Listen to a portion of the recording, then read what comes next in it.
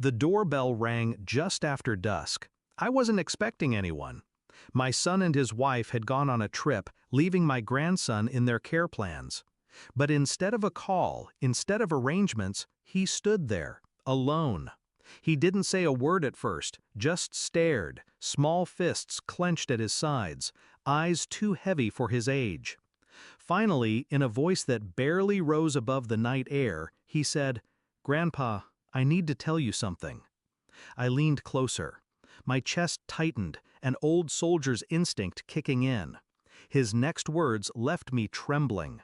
He told me things a child should never know. Whispers about nights when his father was gone, about his stepmother's friends who visited, about words she forced him to repeat, lies she fed him, punishments she dealt when he resisted. My grandson's eyes searched mine, begging me to believe him. I saw bruises along his wrist, a faint mark across his collarbone. I forced my hands to stay still, my face calm. But inside, the storm was already rising.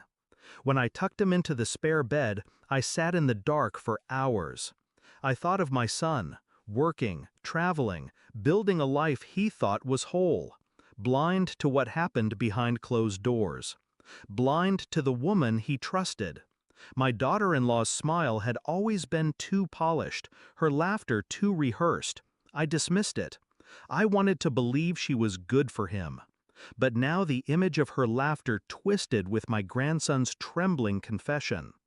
Betrayal wasn't new to me, but this was different. This was blood, and nobody lays a hand on my blood. I didn't confront her, not yet. Instead, I moved quietly, methodically. I photographed the bruises when my grandson slept. I copied call logs from the home phone. I went through drawers when she wasn't around, bank slips, strange receipts, motel bookings under other names. Her life unfolded piece by piece, like a map of rot. She had more than one lover, more than one secret, and behind the polished exterior, she was draining my son's accounts dry. Every smile she gave him was bought with another man's touch. Every promise was layered in deceit. I waited, I documented, I prepared.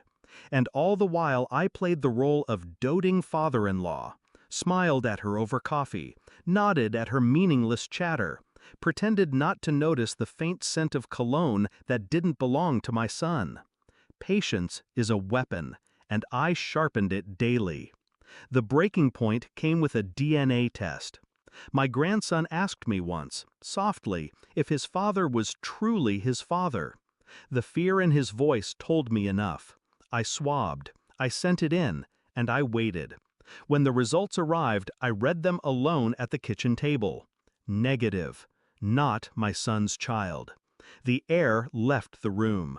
My grandson, the boy I loved as my own blood, was the product of her betrayal. That night, I invited her over while my son was away. She came, smug as ever, thinking I wanted to talk. I slid the papers across the table, watched her eyes widen as she read. She stammered, cried, reached for me with shaking hands. I stayed still, cold. You lied to my son.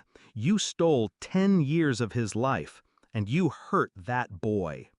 She collapsed against the chair, her face breaking under the weight of truth.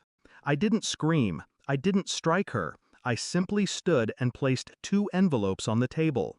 One for my son, filled with the DNA results, the photographs, the bank slips. The other for the authorities. Her face drained of color. "You wouldn't," she whispered. I looked at her the way you look at something already dead. I already have. Her lips parted in horror, but no sound came.